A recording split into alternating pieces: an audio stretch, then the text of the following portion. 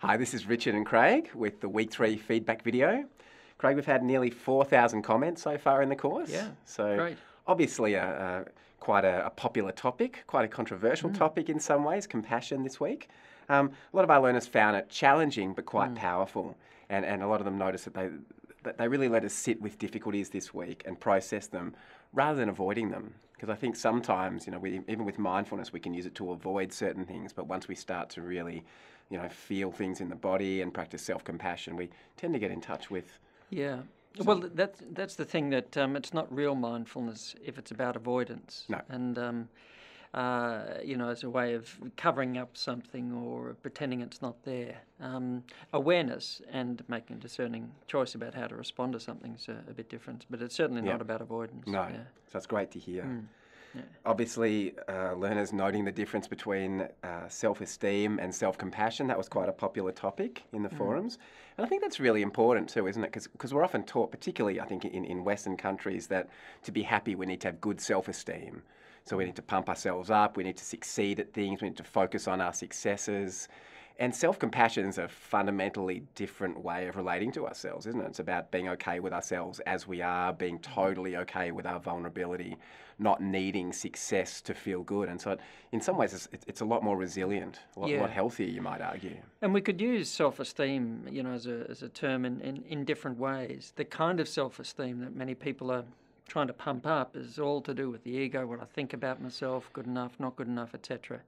There's another kind of self-esteem which is not thinking about ourselves, not kind of from the ego, and it's just kind of a steady, internally resilient kind of sense of self.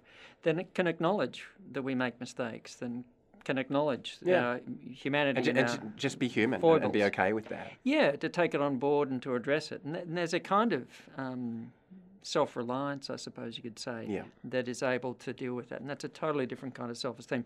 I guess it depends on what we mean by self. Yes, what is the self? Well, yeah, that's perhaps a big... Maybe we need a third mindfulness course and we can just address that one. Yeah. So of course, a lot of learners noticing that they're more critical of themselves than others, and that's a very common habit. I mean, I probably do that to myself if I really tune in. I think I notice that. So it's good to notice that anyway. Yes. Yeah. Well, the internal dialogue, I can remember in my own life and experience, younger, a lot of internal dialogue. I hate that, and why do, and there's this internal dialogue of self-criticism, and then you try and flip it and then have this internal dialogue about it, it's not so bad. And there's this kind of going back and forth, and neither of those is really mindful. No. The internal elaboration, the internal debate, etc. That's all forms of default mode. Yep. So in a sense, the mindfulness is about cutting through that. It's non-elaborative. It's not the internal debate or dialogue.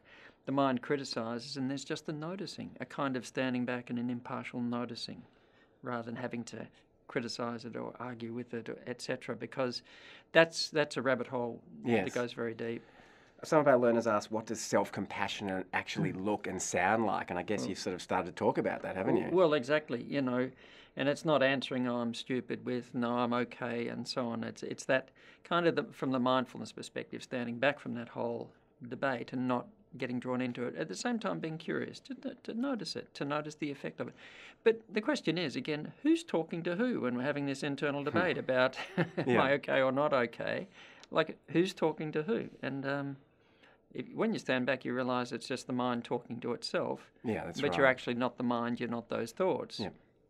Which is quite liberating. And I think we know what compassion looks like because it's for most of us, it's how we respond to other people when they're experiencing distress. And this whole practice perhaps is also about noticing how do we respond to someone else's distress and how can we respond to our own stress and suffering in that same way. Yeah, and compassion's not a thought, it's a feeling. Yep. And of course there are practices as well, and a lot of our learners really like them. Yeah. Cultivating more kindness to oneself, and this is not easy. Cultivating that feeling of kindness to oneself in the presence of the things that the mind is habituated to criticising. And of course, for some people, if we've been brought up with or been in an environment of intense criticism and judgment, the principles are the same, but the challenge it's more challenging, and it So takes this a is our little bit learners more asking time. about situations where there was perhaps abuse or all sorts of things happening to them, Yeah. and you're saying we apply the same principles. Maybe Yeah. it's just a bit more challenging to apply them when we've had really sort of adverse life experiences. Yeah. It takes. It's not like it's a different practice. It's just that it takes a little bit longer time to establish it. Yes. As always with mindfulness practice, though, the really positive thing is neuroplasticity. And of course, if we practice something over time, it's going to become a habit. Those neural pathways are going to get stronger. Yeah. And it's the same with self-compassion. And so a lot of our learners really like the self-compassion when facing difficulties, meditation. Some missed our advice to start with small things and sort of jumped into some big sort of, challenge they're facing, which sometimes is really hard and other times can be very transformative and powerful. But many of our learners found this meditation very useful. Yeah. Particularly repeat learners who said that maybe the first time they did the course they skipped over this one because it seemed a bit hard.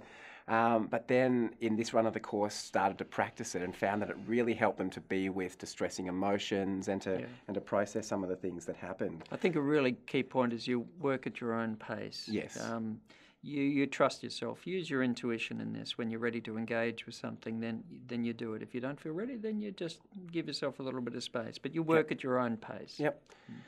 Key things that helped were naming the emotion. That seemed to be a big one, just to make sense of it. And also soothing touch. Such a powerful thing to do. If you're feeling distressed, just place a hand somewhere soothing.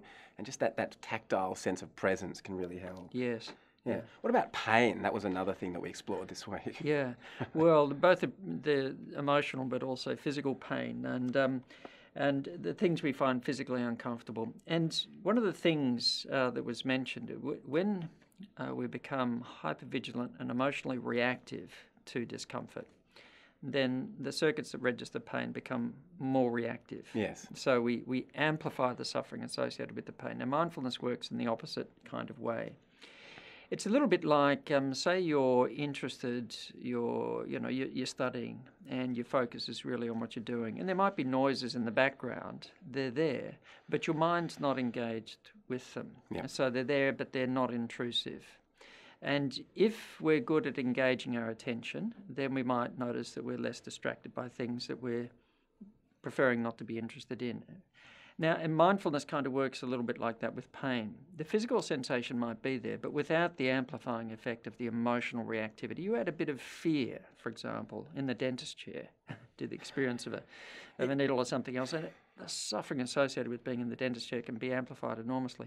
So the physical sensations might be there, but they just return to what they are, but their intrusiveness reduces. So the areas of the brain, and if you are interested, we can provide some references if you want to look at the details on this. But the areas of the brain that make a decision about whether to let something through to the higher centres, in mindfulness, kind of, in a sense, just not sending messages through to the higher centres so that the thing just remains in the background. Yep.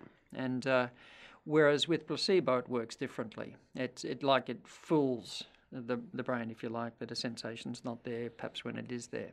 Mm-hmm. But the mindfulness is much more powerful. So that sort of capacity to let a message through or not let a message through really has a much more significant effect. Yeah, that's right. And so much research around mindfulness and pain. In fact, it was one of the earliest things that mindfulness was applied to, chronic pain. And so there's huge amounts of research now showing that it really helps with that. And the more attention on the pain, the more we get fixated by it, the less we engage with the rest of our life. And all those things that sustain us and are enjoyable and are interesting, those things recede into the background. So we want to engage with the things that we find helpful, which I guess is a segue into rewiring for happiness. Well, it is really, isn't it? Because our learners really like some of the other practices this week, around things like practicing gratitude, just bringing mindfulness to the things that we're grateful for. Self-appreciation, bringing mindfulness to what we like about ourselves. We can focus this lens of mindfulness anywhere we want, and once we've trained our attention, we can be much more discerning about what we put it on. And I think that's one of the most beautiful things about mindfulness. Yes. So next week, Craig, final week, we're going to look at choiceless awareness meditation. We're going to look at ethics, so some of the sort of bigger picture issues, and of course, how do we bring mindfulness to everyday life and maintain our practice as we go forward. So we look forward to seeing everybody then.